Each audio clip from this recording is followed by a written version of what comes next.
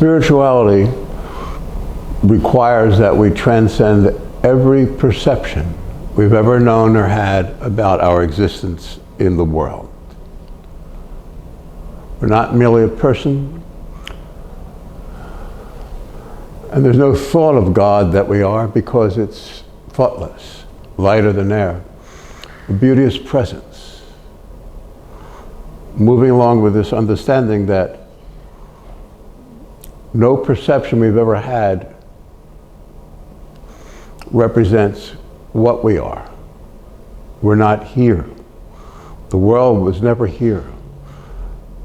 And then quickly, the two biggest problems, largest problems we have is we're unimaginably humble, contrite, well-meaning inside. And the world is everything other than that, right? So we don't want to step and say we're this or that or the other. We just gently perform when we can. The second immense problem is that no one ever actually listens to us.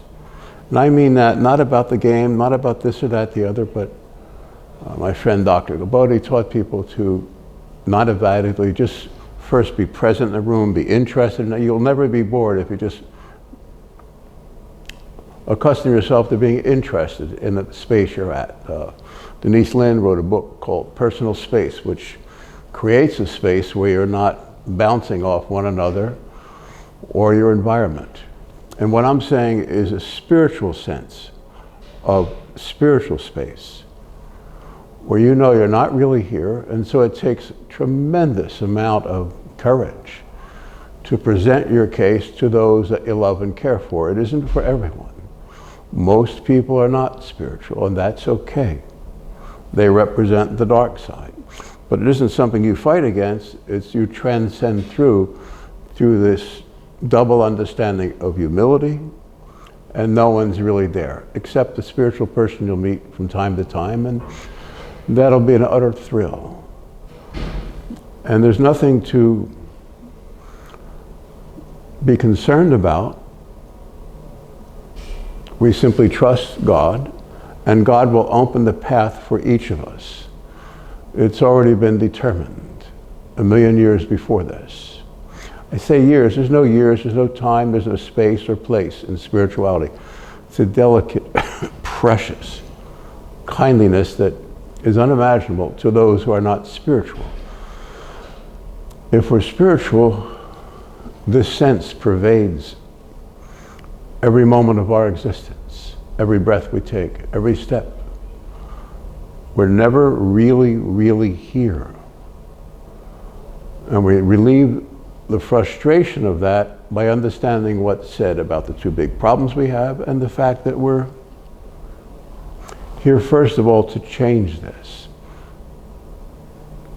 By change, meaning end it forever. It's in perception. You can expand through yourself, and you'll be living in that divine place called heaven now. It's quite wonderful to be us, to be spiritual in this day and time. The world is infinitesimal. It's not a particle of dust in eternity. As soon as you're spiritual, you see this.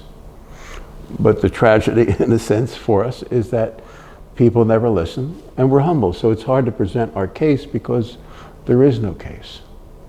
Make sense? So it's wonderful. You find a few friends, like I have here, Master G, we call him. He's a 10th degree martial artist, does a video here, and my buddy owns this gym, and we just sit here and we do this. And it doesn't matter who or what or when or why or where, we each do our part. And this will fold up very quickly. If you're spiritual, these words, sure, no big deal.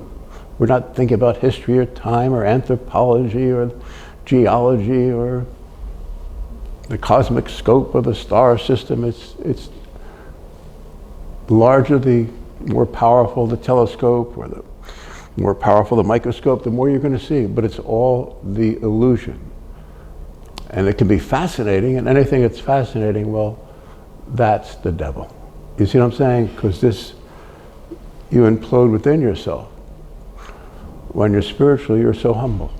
You can't make your case in the world because you're too kind, you're too gentle, you're too well-intended.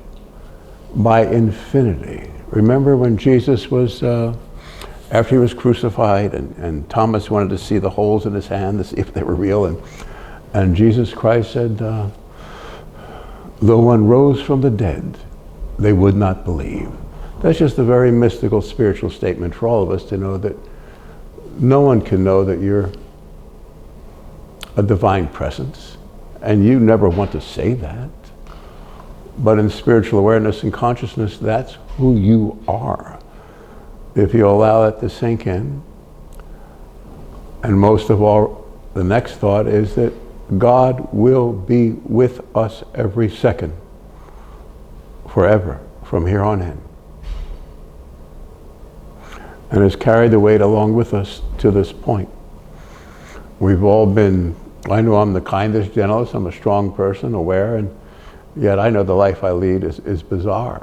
And the judgments on people, they think I'm this person in this body at this place at a time, and I've never been whoever that is. And how do you explain that to anyone? I'm doing that because we're all spiritual, we're having this little discussion together. I hope that we understand that it's all over for the dark side. There's a new sheriff in town. You're the sheriff. But it's done gently, powerful, discreetly, and you'll rise up within yourself.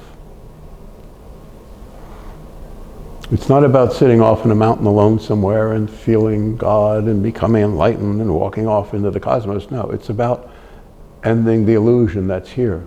That's what has been intended by all the Buddhist precepts and so on and so forth. It's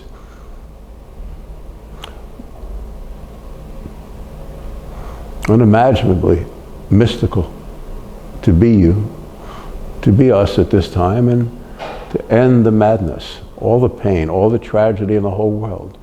And it requires a strength of character.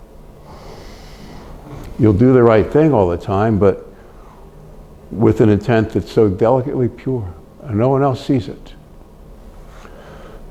And you can see the strings, the puppet strings behind a large percentage of the people in the world, and it's so delicate. And yet the ones you love, your true love, your children, your family, the people you recognize as being kind and true and real, you'll have a friendship with them that no one can imagine. And there are no words. The great poets have touched it. But it's beyond word or thought or expression or intent or emotion. You drop 1,000,000,000 times behind all emotion, and there is this purity in the air that the wise still call God. And God calls you. And you're God's hero for dropping into this dimension and ending it forever. That's your purpose. That's your reason. That's why. You've already paid your price, haven't you? And not that you needed to pay it, but you had to understand how lost this kingdom is. The kingdom of hell. Stand your ground quietly. And you'll feel God looking out from your eyes. You'll experience that all day, but it's such a delicate, endlessly pure sense. That's what God is. That's the entree into heaven, into all the higher places, the wonders of eternity. There are not words, because maybe Arthur C. Clarke's book about, in the movie in the late 60s, about space travel, where in his writing, especially later travels, it's his wording touches, although it's science fiction, the wording is so wonderful, it touches the idea of infinity, of eternity, how immense it is. But you're going to feel all that without any amazement. I feel it all day of my life, always. Even when I'm going through hell, when I've been, everything you've gone through, I've gone through. Especially the mental and emotional judgments of people around you that you never really know where they're coming from because they don't have what Dr. Gabodi called a confront, where you can listen to people and be with people. I can do that when it's needed for something important, to healing and helping and listening. And then when people, they let out, they're very confident in my presence to say anything and everything, and then they can see and feel the presence of their loved ones that were hurt or this or that, and heal all the pains and tragedies, and then I'll do the empowerment afterwards, and the heavens open, and the heavens speak through me, through you, and this is your gift, and that's what you're to do the rest of your life. You are a teacher, and we're all the same presence. We're God's fingertips, and it's a delicate little touch, whether it's many, many decades like myself, or 15 years, or 30, or 40, it's all the same thing. It's man, woman, child. It's when you have this, you have this. Spoke to a little girl coming out of jiu-jitsu the other day, and she might have been 3 years old, and she understood all of this. And it's quite remarkable. And you don't know who really has it in them. I have a friend from San Jose who's the most precious human being I've ever known, but has to be very tough on the outside.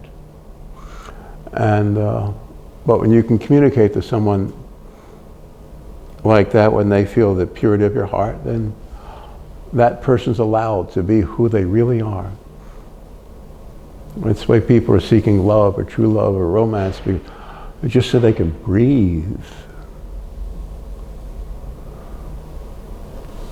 But there's no seeking with God. Just sit there quietly and know that for the rest of your life, this is a spiritual empowerment. This is what you'll do all of your life, and what you've been doing with your heart. You're reaching out, you're bleeding inside to be heard, to love, to care, to be loved, to be cared for. But it's mystical. It's thousands of times more delicate. And that's why you're safe with your true love, with the child's love. It's like a purity, right? You are a purity. And though you rose through the dead, they will not believe. Meaning that that's what's hitting you, that's the darkness, and it's a conscious beingness. And the devil fears one righteous person more than 1,000 blind believers. You are a righteous soul. You are God's presence in a very arid land. In other words, dry. It's impure. It's a hell. I think Socrates called it, the Aristotle called it the images on the wall and so forth, right? It's like kabuki theater. It's the whole thing. The great spiritual saint who had this cosmic conscious experience, Shakespeare, he said that all men are actors, that they're on a stage, right? Meaning they're playing a part. He was an illumined soul, and the illumined people you knew, I knew a Dr. Buck who wrote Cosmic Consciousness, and anyway, without going into it, but you feel these visitations all day, don't you? And it's hard to accept, isn't it? And it's impossible to find a pair of ears that listen to you. But if you know what's being said today, and that you're the answer to everything, no one's going to give you that ground, but if you understand this, you can let them all be whatever they want, but there'll be one presence. It'll be the dark force, and you're the light.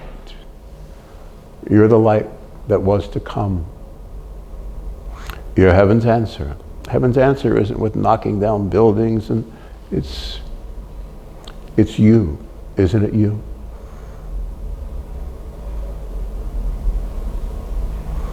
Your heart is pure.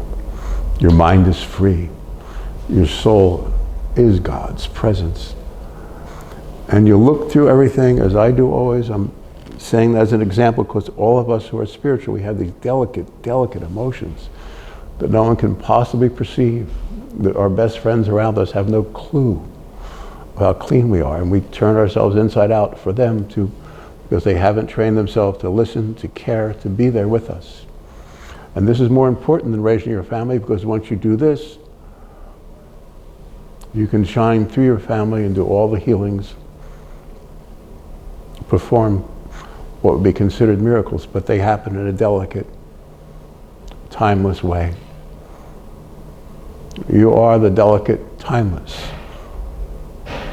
presence of eternal, immortal God, the Father, the Son, the husband, the wife, the child, the aunt, the uncle. We're all one presence in the Pure Land. God will be with us every moment, and everything you feel in the deepest quiet of your heart and soul, you know what's being said. You can see through everything. The solid world has never been solid to me, ever. I'm always amazed when I succeed at something, because I'm not really here, so you find out ways to keep in touch with those around you. But you're not one of them, are you? You never were. You're going to lift the lost to the simplicity.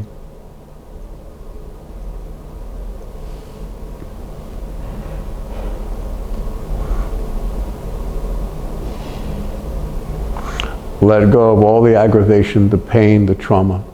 This is a healing.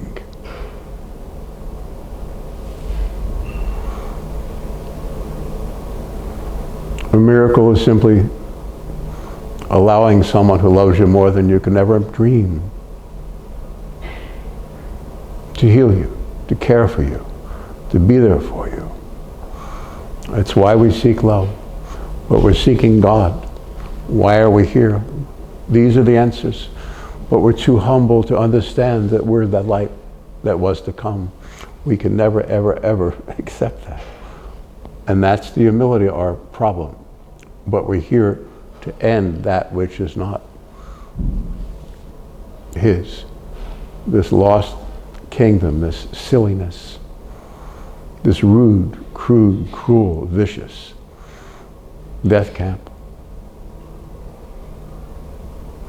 God will be with us every moment to understand how to transfer this knowledge, transmit it to the elect of God. In other words, the kind ones, the victims, with pure hearts. There is nothing to fear. But you'll feel everything all the time, all the intent. There's no experience in the world I haven't walked through, been near physically, all the roughness, all the madness, all the cruelty, the violence. But I'm always in this place. Doesn't mean I'm not concerned or don't feel the emotions of everyone and so on. It means that we're here to witness the end of it. If we know God's with us, as I've known in those horrible times, that somehow we survive and move through because we're here to lift the whole thing. To pull back the veil that this little force called Satan has dropped here again, like the Arthur C. Clarke book. The wording is so pure to understand the depths of the presence of infinity, of infinite kindness. You are that. Again, that's the problem. The thing in the way is your humility. And that no one ever listens who isn't spiritual, who isn't trained. Listen for God, God listens for us. Be there for those we love and find worthy. Find worthy meaning a pure intent. It doesn't mean they won't spout out anger or hatred or this or that or fear or pain, but help relieve them of their case. Dr. Gabodi called it. He had an institute that taught people how to let go of all their traumas, traumatic incidences, by simply being there for them and not evaluatively being there and interested in them, and never reacting. And you have to train yourself with that. Then once they relieve it, then heaven's doors will open. And in the beginning, you'll simply be heaven's gate. That's what you are, that's who you are, that's why you are. That's the reason. And yes, this place is a tragedy. It's very painful and cruel and critical of us, isn't it? Because it can't see that we're not here. All the world's a stage. Drop that in your consciousness and you'll see through to the divine light. That's you. You'll sit off in your easy chair from time to time and heaven will open in 1,000 different ways. And from time to time you'll have the beatific vision, the actual vision of God, but it's endlessly more pure than any thought or perception. It's beyond perception. I know I've lived that way all my life, no matter what's going on. It doesn't mean you're not entangled, but you always see through it, and you because your heart is so pure, you don't make a stand for this or that, the other. You just want to graciously lift everyone out. And if enough of us do it together, and I run into people all the time who are doing this, and we'll be okay. My Dr. Lewis, my buddy, and my friend Jennifer that teaches yoga in this room as soon as we're done and so forth. There are people like my buddy Greg with a pure heart who just, he can be with any kind of child that's, or person or adult that's been victimized or they call special needs. There's no special needs. There's no spectrum around Greg. He's been teaching martial arts for 50 years for every kind of person there is in the world, and they're alone here in the room, and there's no special need. Something in there is so pure and calm that he meets them right there. You can heal anyone or anything. Don't think of conditions. Think of the unconditional love that God has with us for his flock.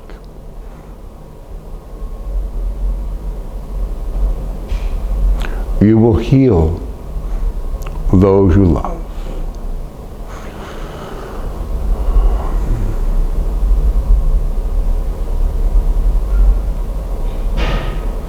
You look through all this, and your perception, it's quiet, it's calm, it's decent, it's true, it's an experience of infinity. And you find someone worth it. Your job here, our reason for being here, is to be a teacher, an instrument of healing, of lifting those we love from the madness.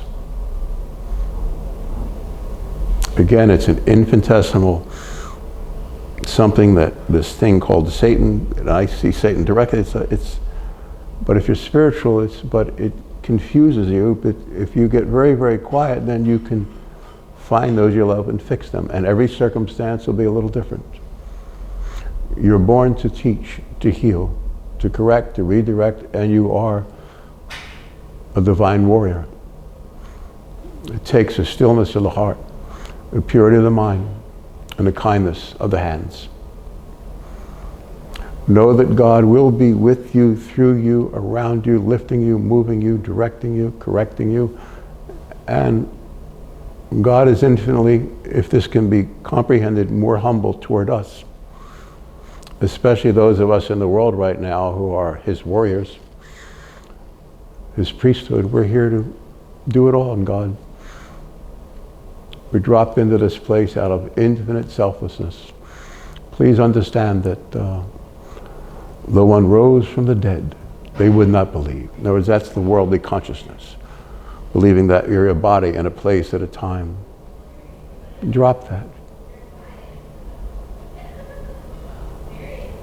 For your mind, for your heart, for your soul, through the simplicity of meditation, prayer, reflection, and kindness. You will heal those you love. You're a warrior. You'll have many, many battles, but they'll be directed and corrected, and You've done nothing wrong. You're not guilty of anything. Please let go of that. At the same time, it's wonderful, but be contrite. There are many people that I couldn't help at such time, and I don't like myself for it, so I just make myself more and more pure and more intent on ending the pain for everyone, and then everyone's in the Pure Land. That's part of the mission. You are the mission. God will be with you every moment. There's no fear.